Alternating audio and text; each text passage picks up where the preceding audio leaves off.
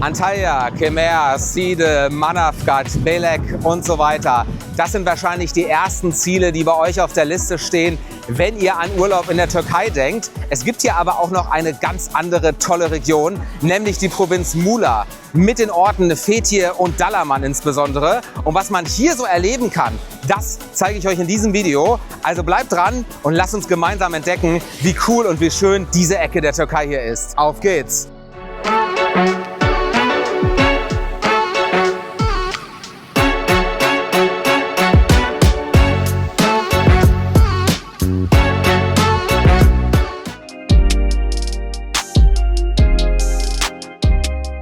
Eure Reise nach Fethiye bzw. Dalaman, die startet aber in aller Regel erst einmal hier, nämlich am Dalaman Airport. Hier könnt ihr mit zahlreichen Direktverbindungen aus Deutschland in circa 3 Stunden hinfliegen. Das Ganze unter anderem angeboten von TuiFly, SunExpress oder auch der Edelweiss. Alternativ gibt es natürlich auch Umsteigeverbindungen, zum Beispiel mit Turkish Airlines, Pegasus Airlines oder AJet. Das Ganze dann entsprechend über Istanbul. Und hier am Dalaman Airport gibt es unter anderem auch öffentliche Busse, die sogenannten Havaş-Busse. Die Fahrzeiten und weitere Informationen findet ihr auf der Flughafen-Webseite. Ihr habt aber natürlich auch die Möglichkeit, euch einen privaten Transfer zu bestellen oder auch ein Taxi. Fahrzeit zum Beispiel nach Fethiye circa 45 Minuten und die Kosten liegen so bei 50 bis 70 Euro. Natürlich gibt es hier aber auch Mietwagen, perfekt geeignet, um die Region hier auf eigene Faust zu erkunden. Die Mietwagenstationen, die befinden sich hier auch von den namhaften Anbietern direkt in der Nähe vom Airport. Fußweg circa 5 Minuten.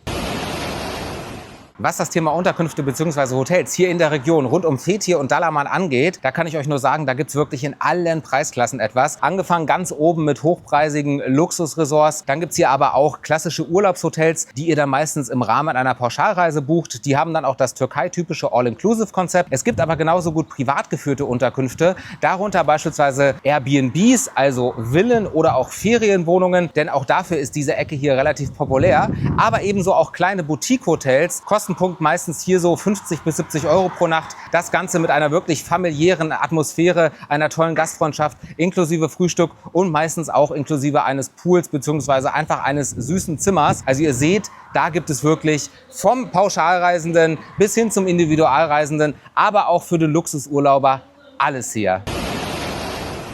Und die erste Aktivität, die ich euch hier in dieser Region empfehlen möchte, das ist ein Besuch in der kleinen, süßen Stadt Göcek. Sie ist ca. 15 Minuten von Dalaman und ca. 30 Minuten von Fethiye entfernt. Und es ist hier richtig süß. Ihr habt hier kleine Gassen, ihr habt hier eine kleine Einkaufsstraße mit Boutiquen, verschiedenen weiteren Einkaufsmöglichkeiten. Und natürlich gibt es hier auch eine schöne Hafenpromenade.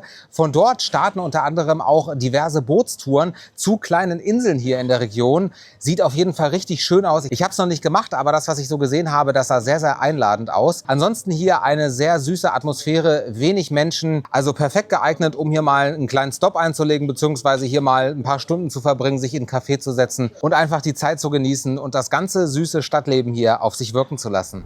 Was ich euch übrigens auch als Aktivität hier empfehlen kann, ist wirklich mit dem Auto auch mal ein bisschen weg von den ganzen Strandgegenden zu fahren, auch mal in Richtung der bergigen Gegenden. Denn da ist die Autofahrt mehr oder weniger schon das Erlebnis. Kleine Dörfer, tolle Landschaften. Man sieht richtig viele Sachen, die man sonst vielleicht gar nicht sehen würde. Und so richtig Türkei-typisch ist übrigens, wenn man auch mal durch diese kleinen Dörfer hier fährt, dass es hier immer wieder am Weg so kleine Restaurants gibt, mit wirklich hausgemachtem, schönen Essen, Sitzmöglichkeiten. Hier kann man nochmal richtig die authentische Türkei erleben. Man könnte meinen, ich nehme euch jetzt hier mit auf eine Baustelle. Ich bin aber im Saklıkent Nationalpark angekommen. Der Helm, der ist hier verpflichtend, denn es kann passieren, dass von diesen Felsen hier auch mal was runterfällt. Eintritt nur wenige Euro und Fahrzeit von Fethiye ca. 30 bis 45 Minuten.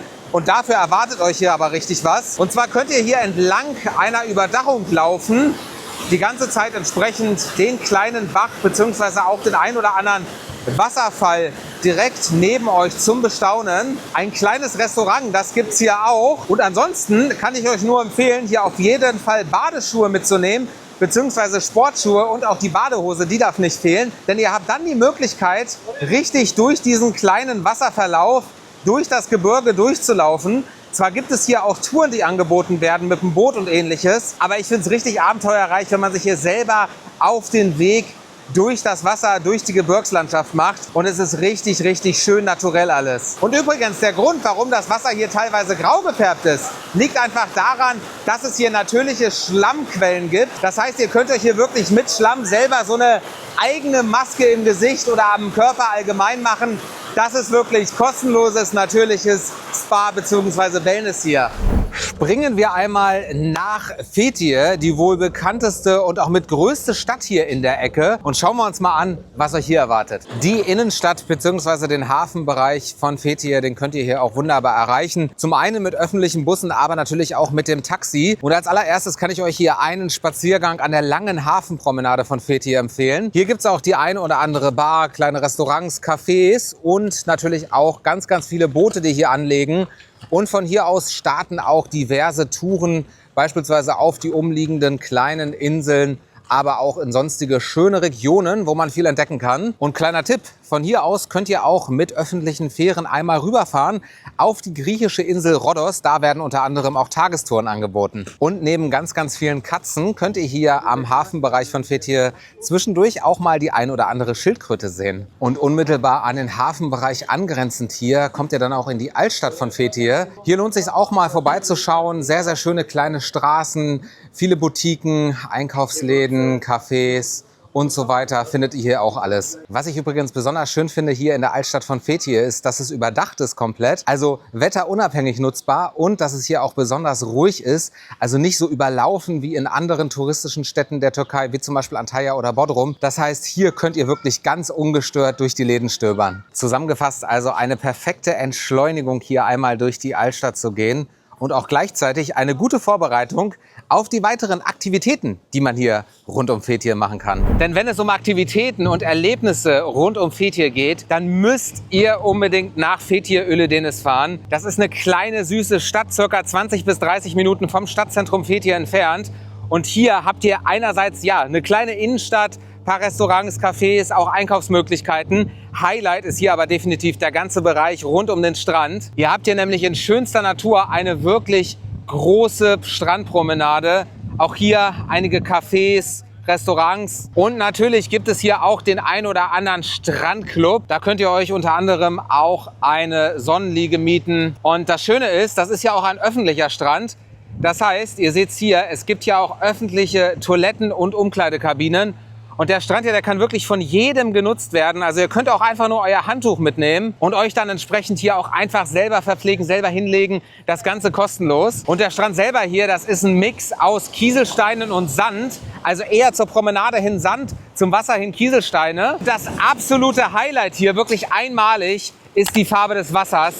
Ihr seht es. Es ist wirklich ein türkisblaues, schönes Wasser. Und das lädt doch einfach nur ein, hier schwimmen zu gehen. Für mich definitiv einer der schönsten Strände hier in der Türkei. Es gibt hier rundherum auch noch die ein oder andere Bucht, unter anderem die Kelebekler-Bucht. Das heißt übersetzt übrigens Schmetterling. Und die Blaue Lagune, auch da wirklich richtig, richtig tolle Plätze, wo man eine schöne Zeit am Strand verbringen kann. Und ihr seht ja hier auch diese ganzen bekannten Paraglider schon in der Luft. Ich habe das natürlich auch einmal ausprobiert, bin auch einmal mitgeflogen. Dazu gibt es ein eigenes Video. Also jetzt spätestens diesen Kanal hier abonnieren, schaut auch mal in die anderen Videos rein und liked dieses Video, kommentiert gerne. Damit helft ihr mir hier bei meiner Arbeit. Vielen, vielen Dank im Voraus.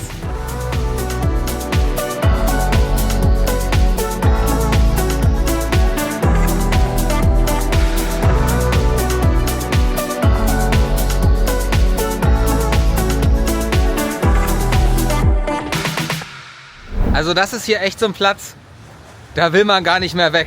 Ich war auch gerade im Wasser und es war einfach nur herrlich.